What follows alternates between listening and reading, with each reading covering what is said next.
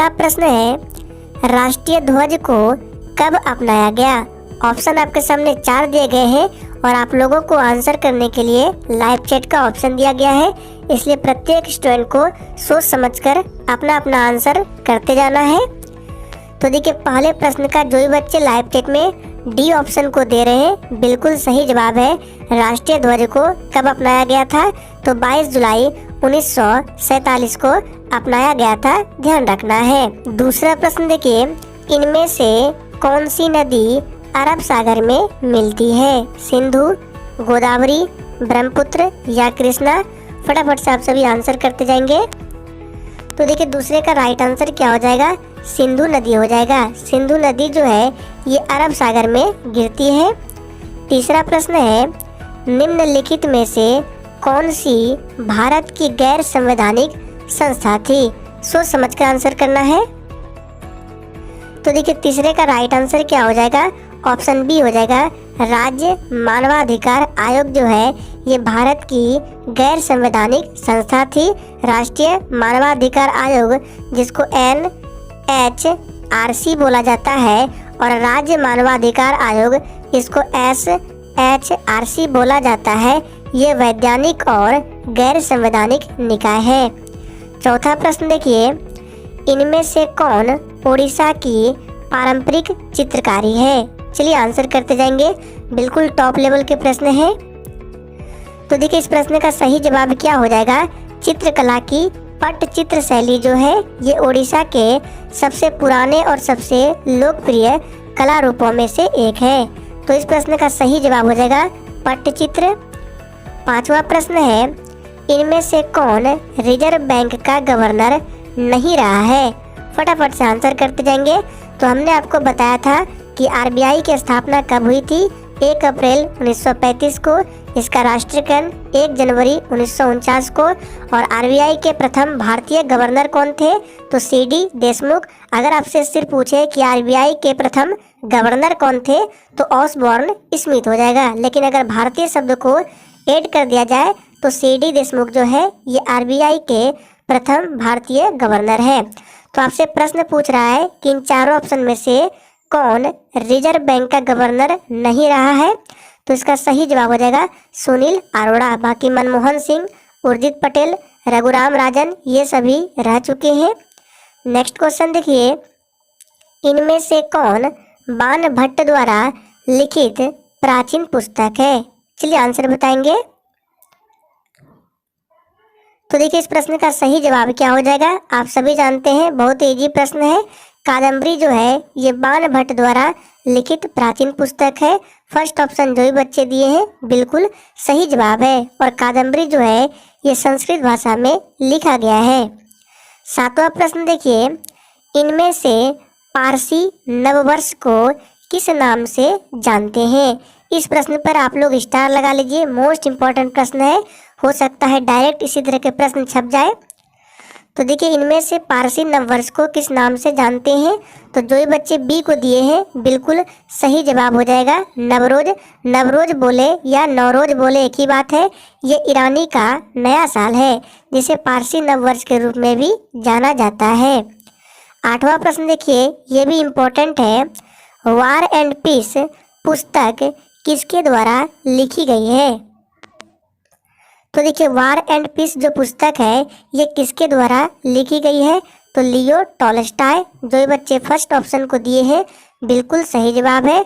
और देखिए, अगर आप लोगों को ये सेशन थोड़ा भी पसंद आता है तो प्लीज़ सभी लोग सेशन को दिल से लाइक करेंगे और सेशन को अपने सभी दोस्तों के साथ शेयर करेंगे, ताकि आपको एग्जाम तक इसी तरह के वीडियो, इम्पोर्टेंट वीडियो मिलते रहे। नेक्स्ट क्वेश्चन देखिए, डेबिट कार्ड पर कितनी संख्याएं होती है? चलिए आंसर बताएंगे। तो देखिए दोस्तों, डेबिट कार्ड पर कितनी संख्याएं होती है? तो याद रखना है 16 अंक होते हैं। बी ऑप्शन बिल्कुल सही जवाब है। नेक्स्ट क्वेश्चन देखिए, इनमें से कौन सी घटना लॉर्ड कर्जन से संबंधित है? बंगाल का विभाजन, डूरंड आयोग की स्थापना, भूटान युद्ध या बजट प्रणाली को लागू करना? तो देखिए, हमने बताया था कि बंगाल का जो विभाजन है ये कब हुआ था? तो 16 अक्टूबर 1905 को हुआ था। किसके शासनकाल में? तो लॉर्ड कर्जन के शासनकाल में। तो इसका सही जवाब क्या हो जाएगा? बंगाल का विभाजन। नेक्स्ट क्वेश्चन देखिए, समय परीक्षण जिसको टाइम ट्रायल बोला जाता है, इनमें से किस खेल से संबंधित है? चलिए आंसर बताएंगे, बिल्कुल टॉप लेवल के प्रश्न है। तो देखिए समय परीक्षण जो है ये किस खेल से संबंधित है? तो ये साइकिलिंग से संबंधित है। फर्स्ट ऑप्शन सही जवाब है। नेक्स्ट क्वेश्चन देखते हैं 12 नंबर से। यहाँ पे देख सकते हैं नर्मदा नदी पर कौन सा बांध है? फटाफट से आंसर करते जाएंगे। और फ्रेंड्स अगर आपको किसी भी प्रश्न में थोड़ा भी डाउट होता है तो तुरंत आप कमेंट करके पूछ सकते हैं, आपको 100% रिप्लाई दिया जाएगा। तो नर्मदा नदी पर कौन सा बांध है? सरदार सरोवर बांध है। जो ये बच्चे सी को दिए हैं बिल्कुल सही जवाब है। और ये कहाँ है? तो गुजरात में है। 13 नंबर में है भारतीय संविधान में कितनी अनुसूचियां हैं? चलिए आंसर करते जाएंगे। तो देखिए मूल संविधान की बात करें तो पहले 8 अनुसूचियां थी, लेकिन वर्तमान समय में भारतीय संविधान में 12 अनुसूचियां हैं। बी ऑप्शन जो ही बच्चे दिए हैं बिल्कुल सही जवाब है। नेक्स्ट क्वेश्चन देखिए, जनगणना 2011 के अनुसार भारत का जनघनत्व कितना है? फटाफट से आंसर करते जाएंगे। तो देखिए इस प्रश्न का सही जवाब क्या हो जाएगा? जनगणना 2011 के अनुसार भारत का जनघनत्व 382 प्रति वर्ग किलोमीटर है। बी ऑप्शन बिल्कुल सही जवाब है। इलेक्ट्रॉन की खोज किसने की थी? चलिए आंसर करते जाएंगे। और देखिए बिल्कुल इसी तरह के प्रश्न आपको एग्जाम में मिलेंगे, इसलिए सेशन इंपॉर्टेंट है, सेशन को पूरा जरूर देखें। तो इलेक्ट्रॉन की खोज किसने की थी? तो इलेक्ट्रॉन की खोज 1897 ईस्वी में जे थॉमसन के द्वारा किया गया था। ए ऑप्शन बिल्कुल सही जवाब है। प्रोटॉन की खोज किसने की थी? याद रखना है प्रोटॉन की खोज गोल्डस्टीन ने। और न्यूट्रॉन की खोज किसने की थी? तो जेम्स चैडविक ने। सभी को ध्यान रखना है। नेक्स्ट क्वेश्चन, सोलर कुकर को बाहर से किस रंग से रंगा जाता है? तो देखिए सोलर कुकर को बाहर से काले रंग से रंगा जाता है। इनमें से किस वंश की स्थापना कुतुबुद्दीन ऐबक ने की है? चलिए आंसर करते जाएंगे। तो देखिए इसका सही जवाब क्या हो जाएगा? ऑप्शन डी हो जाएगा, गुलाम वंश। देखिए गुलाम वंश को मामलुक वंश भी बोला जाता है, ध्यान रखना है। इसकी स्थापना कुतुबुद्दीन ऐबक ने की थी, ध्यान रखना है। नेक्स्ट क्वेश्चन देखिए, भारतीय संविधान के किस अनुच्छेद के तहत हिंदी को आधिकारिक राजभाषा घोषित किया गया है? मोस्ट इम्पोर्टेंट प्रश्न है, चलिए आंसर बताएंगे। तो ये किस अनुच्छेद के तहत किया गया है? इसका सही जवाब है अनुच्छेद 343। नेक्स्ट क्वेश्चन, सिखों के 5वें गुरु कौन थे? तो देखिए दोस्तों सिखों के 5वें गुरु कौन थे? तो गुरु अर्जुन देव जो है ये सिखों के 5वें गुरु थे। और 10वें गुरु कौन थे? तो गुरु गोविंद सिंह 10वें गुरु थे। इन्होंने खालसा पंथ की स्थापना की थी। किन्होंने? तो गुरु गोविंद सिंह ने। आप लोग कमेंट करके बताएंगे कि खालसा पंथ की स्थापना कब की गई थी। नेक्स्ट क्वेश्चन, इनमें से किस राशि की एसआई मात्रक का नाम ब्लेज पास्कल के नाम पर है? ऊर्जा, दाब, कार्य या शक्ति? तो इस प्रश्न का सही जवाब हो जाएगा दाब। बी ऑप्शन जो भी बच्चे दिए हैं बिल्कुल सही जवाब है। इनमें से किसने सबसे ज़्यादा बार केंद्रीय बजट प्रस्तुत किया है? फटाफट से आंसर करते जाएंगे। और चलिए हम थोड़ा सा स्पीड बढ़ा रहे हैं क्योंकि आज के सेशन में हम लोगों को 100 प्रश्नों को करना है। तो सबसे ज़्यादा बार केंद्रीय बजट प्रस्तुत किसने किया? इसका सही जवाब है मोरारजी देसाई ने। नेक्स्ट क्वेश्चन, इनमें से किसकी कोशिका में नाभिक के अलावा डीएनए होता है? तो किसमें होता है? तो इसका सही जवाब हो जाएगा माइटोकॉन्ड्रिया, याद रखना है। सी ऑप्शन जो भी बच्चे दिए हैं बिल्कुल सही जवाब है। चलिए आगे देखते हैं 23 नंबर से। 23 नंबर में है, इनमें से किस राज्य में पीट यानी कि दलदली मृदा मुख्य रूप से नहीं पाई जाती है? तो इस प्रश्न का सही जवाब हो जाएगा उड़ीसा में। बी ऑप्शन जो भी बच्चे दिए हैं बिल्कुल सही जवाब है। जल में उपस्थित किस तत्व के कारण कैंसर हो सकता है? इसका सही जवाब क्या हो जाएगा? ऑप्शन ए हो जाएगा आर्सेनिक। जल में आर्सेनिक तत्व के कारण कैंसर हो सकता है? फर्स्ट ऑप्शन बिल्कुल सही जवाब है। नेक्स्ट क्वेश्चन, इनमें से प्रोटीन की कमी से कौन सा रोग होता है? देखिए इस प्रश्न को हमने प्रैक्टिस सेट में बताया था कि प्रोटीन की कमी से कौन सा रोग होता है, तो ये होता है क्वाशियोरकर। ए ऑप्शन बिल्कुल सही जवाब है। प्रोटीन की खोज किसने की थी? तो मूलर ने की थी। और सबसे ज़्यादा प्रोटीन किसमें पाया जाता है? तो सोयाबीन में। याद रखना है, सोयाबीन में सबसे अधिक प्रोटीन पाया जाता है। नेक्स्ट क्वेश्चन, जलवायु परिवर्तन और विश्वव्यापी तापक्रम वृद्धि पैदा करती है? ऑक्सीजन, नाइट्रोजन, हाइड्रोजन या कार्बन डाइऑक्साइड? इसका सही जवाब है डी ऑप्शन CO2 जो है ये विश्वव्यापी तापक्रम वृद्धि पैदा करता है। नेक्स्ट क्वेश्चन, कौन से जलवायु कटिबंध में वर्षा कम, अति अस्थिर और अविश्वसनीय होती है? देखिए ये भी प्रश्न आप लोगों के लिए इम्पोर्टेंट है। इस तरह के 1 से 2 प्रश्न आपके एग्जाम में जरूर पूछे जाते हैं। तो इसका सही जवाब क्या हो जाएगा? ऑप्शन चला देगा किसके साथ? फर्स्ट ऑप्शन हो जाएगा मध्य अक्षांश पश्चिमी महाद्वीप, इसको ध्यान रखें। नेक्स्ट क्वेश्चन, रासायनिक अपक्षय से सामान्यतः मृदा पैदा होती है? खुरदरी, बहुत खुरदरी, परिष्कृत या मध्यम बालू? तो देखिए रासायनिक अपक्षय से किस प्रकार की मृदा पैदा होती है? इसका सही जवाब है परिष्कृत। सी ऑप्शन बिल्कुल सही जवाब है। सबसे अधिक सदस्य राज्यसभा में, देखिए ये प्रश्न थोड़ा सा टाइपिंग एरर है, इसको छोड़ रहे हैं। 30 नंबर देखिए, राज्यसभा के सदस्य चुने जाते हैं। चलिए आंसर बताएंगे। तो देखिए इसका सही जवाब क्या हो जाएगा? राज्यसभा के सदस्य जो है ये एकल हस्तांतरणीय वोटों का प्रयोग कर राज्य और क्षेत्रीय विधायिका द्वारा अप्रत्यक्ष रूप से चयनित किए जाते हैं। और राज्यसभा के सदस्यों का कार्यकाल कितना होता है? 6 वर्षों का होता है। और राज्यसभा का सदस्य बनने के लिए उम्र सीमा क्या है? 30 वर्ष है। लोकसभा के सदस्यों का कार्यकाल 5 वर्ष का होता है। और लोकसभा का सदस्य बनने के लिए उम्र जो है 25 वर्ष है, ध्यान रखना है। नेक्स्ट क्वेश्चन, संसद का उच्च सदन किसे कहा जाता है? चलिए आंसर बताएंगे। तो देखिए संसद का उच्च सदन राज्यसभा को बोला जाता है। बी ऑप्शन बिल्कुल सही जवाब हो जाएगा। राज्यसभा जो है ये अस्थाई सदन है, ध्यान रखना है। लोकसभा को निम्न सदन बोला जाता है।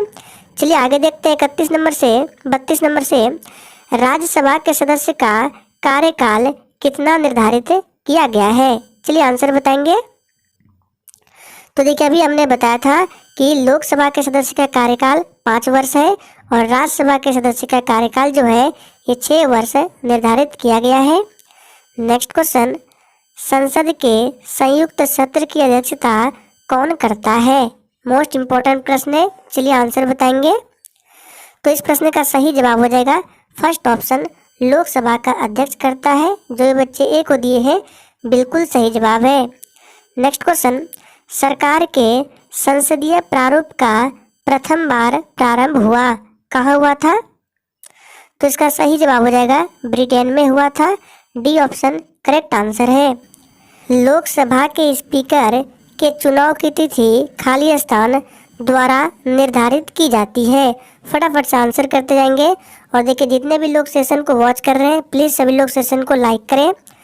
तो देखिए लोकसभा के स्पीकर के चुनाव की तिथि जो है प्रोटेम स्पीकर, राज्यसभा अध्यक्ष, संसदीय मामलों के मंत्री, ये किसी के द्वारा निर्धारित नहीं की जाती है। इसका राइट आंसर हो जाएगा उपयुक्त में से कोई नहीं, क्योंकि लोकसभा में प्रक्रिया और संचालन के नियमों के अनुसार अध्यक्ष का जो चुनाव है ये राष्ट्रपति द्वारा निर्धारित तिथि को होता है। नेक्स्ट क्वेश्चन, युआन किस देश की मुद्रा है? तो देखिए युआन जो है ये चीन देश की मुद्रा है। Next question, champion of the earth पुरस्कार द्वारा प्रस्तुत किए जाते हैं। तो देखिए इसका सही जवाब क्या हो जाएगा? ऑप्शन सी हो जाएगा UNEP। Champion of the earth पुरस्कार जो है ये UNEP द्वारा प्रदान यानी कि प्रस्तुत किए जाते हैं। नेक्स्ट क्वेश्चन देखिए, किस वर्ष में संयुक्त राष्ट्र संघ यानी कि UNO अस्तित्व में आया था? तो देखिए बात करते हैं संयुक्त राष्ट्र संघ, तो इसकी स्थापना 24 अक्टूबर 1945 को की गई थी। तो इसका सही जवाब हो जाएगा 1945 और इसका मुख्यालय कहाँ है? तो न्यूयॉर्क में है और इसमें सदस्य देशों की कुल संख्या जो है 193 है। रेड क्रॉस का गठन किसने किया था? तो देखिए इस प्रश्न का सही जवाब क्या हो जाएगा? रेड क्रॉस का जो गठन है ये हेनरी ड्यूनांट ने किया था। भारत में जो इसकी स्थापना है 1920 में की गई थी। तो इसका सही जवाब हो जाएगा हेनरी ड्यूनांट ने। बांग्लादेश किस वर्ष में स्वतंत्र हुआ?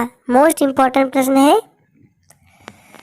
तो देखिए बांग्लादेश किस वर्ष स्वतंत्र हुआ था? इसका सही जवाब है वर्ष 1971 में बांग्लादेश स्वतंत्र हुआ। निम्न में से कौन सा भारत का राष्ट्रीय वृक्ष है?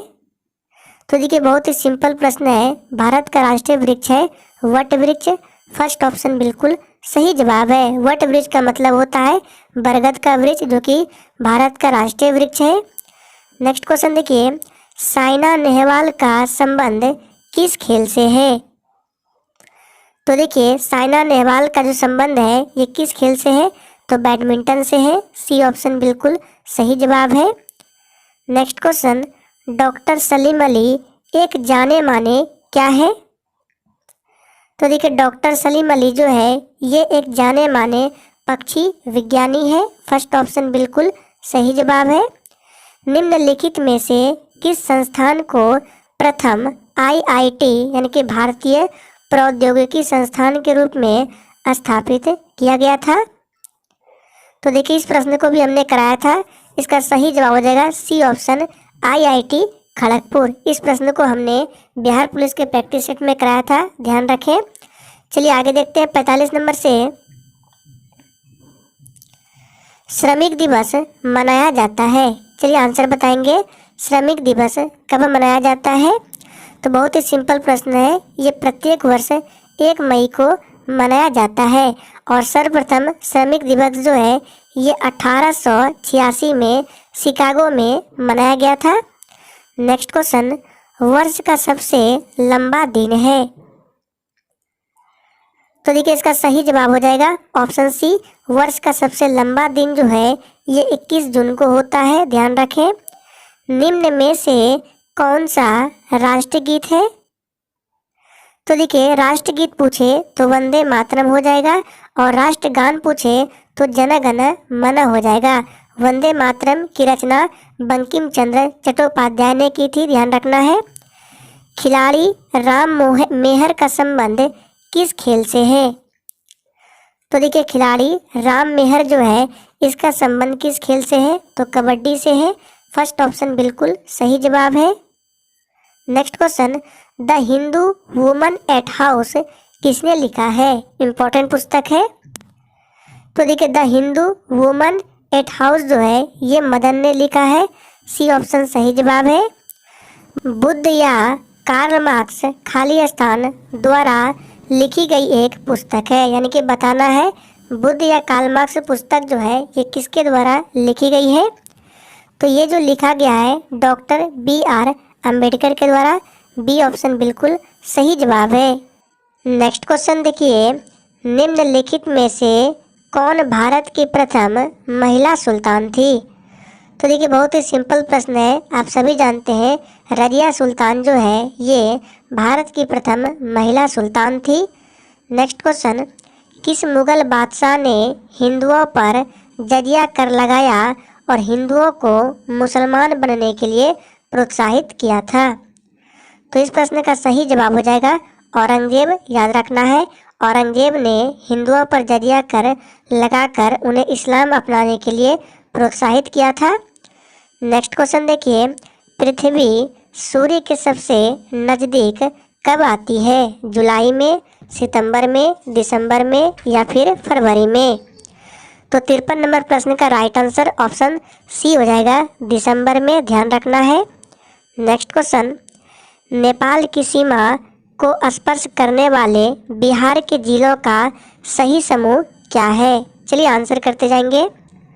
तो देखिए यह जो क्रम दिया गया है पश्चिम से पूरब भाग की ओर आपको बताना है। तो पश्चिम से पूरब में ऑप्शन के हिसाब से क्या हो जाएगा?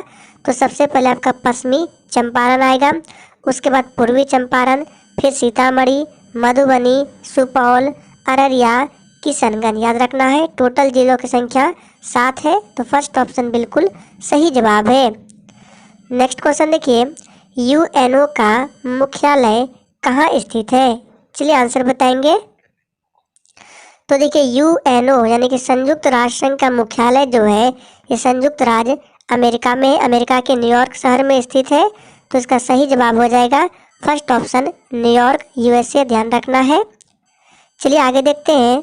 56 नंबर से कथक, नौटंकी और कजरी निम्न के कला के रूप है, यानी किस राज्य के ये कला है? तो देखिए कथक, नौटंकी और कजरी जो है ये उत्तर प्रदेश के कला रूप है। बी ऑप्शन बिल्कुल सही जवाब है। Next question, Leonardo da Vinci, सभी ऑप्शन को देखिए क्या थे?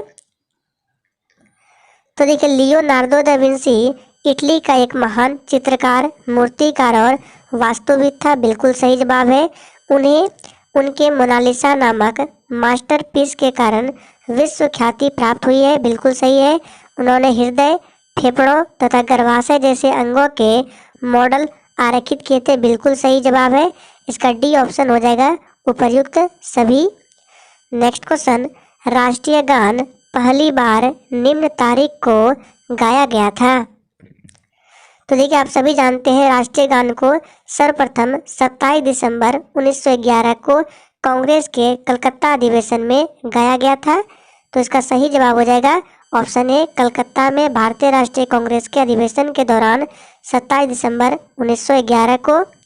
नेक्स्ट क्वेश्चन, रथ यात्रा यह प्रसिद्ध त्यौहार मनाया जाता है, तो ये कहाँ मनाया जाता है? तो उड़ीसा के पुरी में। सी ऑप्शन बिल्कुल सही जवाब है। 92 संविधान संशोधन के समय कितनी नई भाषाएं संविधान की 8वीं अनुसूची में जोड़ी गई थी? तो देखिए 92वां संविधान संशोधन कब हुआ था? तो 2003 में हुआ था। और इस संविधान संशोधन में 4 नई भाषाओं को ऐड किया था। ध्यान रखना है कौन कौन सी? बोडो है, डोगरी है, मैथिली और संथाली। ध्यान रखना है। नेक्स्ट क्वेश्चन, प्रसिद्ध बौद्ध सारिपुत्र का जन्म हुआ था, कहाँ हुआ था?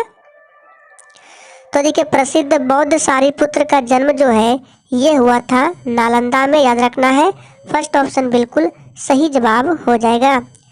चिपको आंदोलन निम्न के साथ जुड़ा है। तो देखिए चिपको आंदोलन कब हुआ था? 1973 में हुआ था। और ये किसके साथ जुड़ा है? तो ये वृक्ष से संबंधित आंदोलन था। रोंगली बिहू कब आयोजित किया जाता है? चलिए आंसर बताएंगे। तो देखिए रोंगली बिहू जो है ये आयोजित किया जाता है अप्रैल के महीने में। फर्स्ट ऑप्शन बिल्कुल सही जवाब हो जाएगा। और ये जो है असम का सबसे महत्वपूर्ण और लोकप्रिय त्यौहार है। अंतर्राष्ट्रीय पतंग महोत्सव भारत के कौन से राज्य का सर्वाधिक रंगारंग कार्यक्रम है? और देखिए जिसने अभी तक लाइक नहीं किया है प्लीज़ सभी लोग सेशन को लाइक करें। तो देखिए इस प्रश्न का सही जवाब हो जाएगा ये गुजरात का है। बासेल 3 मानदंड क्या है? तो देखिए बासेल 3 का संबंध जो है ये बैंकों के सुदृढ़ीकरण तथा बैंकिंग प्रणालियों के लिए वैश्विक विनियामक ढांचे से संबंधित है। इसका सही जवाब हो जाएगा फर्स्ट ऑप्शन बैंकों हेतु वैश्विक पूंजी मानदंड। चलिए आगे बढ़ते हैं। 66 नंबर में है उदय एक गहन पंचवर्षीय कार्यक्रम public health foundation of India द्वारा आरंभ किया गया है। यह प्रारंभिक रूप से लोगों पर खाली स्थान के परिणामों को सुधारने पर ध्यान देगा। चलिए आंसर बताएंगे। तो ये किस पर ध्यान देगा? इसका सही जवाब है ऑप्शन सी मधुमेह एवं उच्च रक्तदाब। सी ऑप्शन बिल्कुल सही जवाब है। नेक्स्ट क्वेश्चन, संथाली भाषा भारत में 6 मिलियन लोगों द्वारा मुख्यतः बोली जाती है। बिहार एवं झारखंड के अलावा यह निम्न राज्यों में बोली जाती है। तो देखिए ये झारखंड और बिहार के अलावा किन किन राज्यों में बोली जाती है? तो असम, उड़ीसा, पश्चिम बंगाल एवं त्रिपुरा में। फर्स्ट ऑप्शन बिल्कुल सही जवाब हो जाएगा। नेक्स्ट क्वेश्चन, निम्नलिखित में से कौन से देश ने सर्वप्रथम मौसम अधिनियम पारित किया? तो ये किया सर्वप्रथम कनाडा ने। भारत के संविधान में पहला संशोधन किस राज्य के कारण हुआ? तो देखिए, भारत के संविधान में पहला संशोधन जो है ये हुआ था बिहार राज्य के कारण। डी ऑप्शन बिल्कुल सही जवाब है, ध्यान रखना है। और संविधान में पहला संशोधन कब हुआ था? तो 1951 में हुआ था, ध्यान रखना है। ये बिहार से संबंधित है इसलिए इम्पोर्टेंट है। निम्नलिखित में से कौन सा पुरस्कार कृषि से जुड़ा हुआ है? तो देखिए, ये जुड़ा हुआ है बोरलॉग पुरस्कार जो है ये कृषि क्षेत्र से संबंधित है, ध्यान रखना है। 14 फरवरी को किस रूप में मनाया जाता है? तो देखिए दोस्तों, 14 फरवरी को मनाया जाता है वैलेंटाइन डे। सी ऑप्शन जो भी बच्चे दिए हैं बिल्कुल सही जवाब है। प्रस्तुत चिन्ह क्या प्रदर्शित करता है? आपको यहाँ पे चिन्ह दिख रहा होगा, आपको बताना है ये क्या प्रदर्शित करता है। बाएं रखें, बाएं तरफ कोई सड़क नहीं है, बाएं मुड़ना जरूरी है या दाएं मुड़ना है? तो 72 का जो राइट आंसर होगा इस चिन्ह का मतलब होता है बाएं मुड़ना जरूरी है। सी ऑप्शन सही जवाब है। नेक्स्ट क्वेश्चन देखते हैं। क्रॉसिंग के पास जाते समय जहां आपको सीधे जाना है ऑप्शन देखिए, दाएं लेन की ओर लेन बदले। चलिए और ऑप्शन दिखाते हैं। ऑप्शन बी देख सकते हैं यहाँ पे है, कम से कम 50 मीटर पहले मध्य लेन की ओर लेन बदले, क्रॉसिंग पर मध्य लेन की ओर लेन बदले या उपर्युक्त सभी। तो इसका अर्थ जो है ऑप्शन डी हो जाएगा, उपर्युक्त सभी। ध्यान रखें। वह नदी जो अपना मार्ग बदलने के लिए जानी जाती है वह कौन सी नदी है? देखिए, ये प्रश्न आप लोगों के लिए इम्पोर्टेंट है, इसको ध्यान रखें। तो इसको हमने कराया था, वो कौन सी नदी है? कोसी नदी है, जिसको इस कारण से बिहार का शोक भी बोला जाता है। आप लोग कमेंट करके बताएंगे बंगाल का शोक किस नदी को बोला जाता है? बिहार में जूट का सर्वाधिक उत्पादन कहाँ होता है? तो देखिए, बिहार में जूट का सर्वाधिक उत्पादन जो ये कहाँ होता है? तो ये पूर्णिया और कटिहार में। सी ऑप्शन जो ही बच्चे दिए हैं बिल्कुल सही जवाब है, पूर्णिया और कटिहार में जूट का सर्वाधिक उत्पादन होता है। वर्ष 1946 के चुनाव में बिहार विधानसभा के 152 स्थानों पर कांग्रेस को कितनी सीटें प्राप्त हुई थी? तो प्राप्त हुई थी, इसमें याद रखना है 98 सीट। सी ऑप्शन जो ही बच्चे दिए हैं बिल्कुल सही जवाब है। बिहार में 1857 ईस्वी के विद्रोह के प्रारंभ होने के समय पटना का आयुक्त यानी कि कमिश्नर कौन था? तो देखिए, इस प्रश्न को भी हमने कराया था एडिटोरिया बुक में। इसका सही जवाब हो जाएगा विलियम टेलर था, याद रखना है। और 1857 की क्रांति की शुरुआत कहाँ से हुई थी? तो यूपी के मेरठ से। किस तारीख को? तो 10 मई से।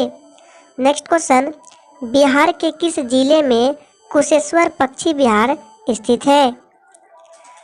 तो ये कहाँ स्थित है? तो ये बिहार के दरभंगा में है। बी ऑप्शन सही जवाब है। श्वसन जड़ें किस पौधे में पाई जाती है? तो देखिए, श्वसन जड़ें जो है ये राइजोफोरा में पाई जाती है। राष्ट्रीय धातु कर्म प्रयोगशाला कहाँ स्थित है? तो देखिए, राष्ट्रीय धातु कर्म प्रयोगशाला जो है ये जमशेदपुर में है। मूलभूत कण कौन से हैं? तो देखिए, मूलभूत कण कौन कौन से होते हैं? न्यूट्रॉन, प्रोटॉन तथा इलेक्ट्रॉन होते हैं, याद रखना है। ये परमाणु के मूलभूत कण कहलाते हैं। तो यहाँ पे पूछ रहा है कि मूलभूत कण है, यानी कि इसका सही जवाब हो जाएगा अपरमाणवीय कण, जिसको न्यूट्रॉन, प्रोटॉन तथा इलेक्ट्रॉन बोला जाता है। इसी को अपरमाणवीय कण भी बोला जाता है। समान अणुओं के बीच परस्पर आकर्षण क्या कहलाता है? तो देखिए, बहुत ही सिंपल प्रश्न है। समान अणुओं के बीच पूछा जा रहा है, परस्पर आकर्षण को क्या बोलते हैं? तो संसंजन बोलते हैं। बी ऑप्शन बिल्कुल सही जवाब है। नेक्स्ट क्वेश्चन, कौन कौन से विद्वान राजनीति को विज्ञान की श्रेणी में रखते हैं? तो ये रखते हैं बर्नार्ड शॉ, हॉब्स, मॉन्टेस्क्यू, ये सभी रखते हैं। इसका सही जवाब हो जाएगा option D, all of these. Next question, निम्नलिखित में से कौन सा युग्म गुणित अनुपात के नियम को दर्शाता है?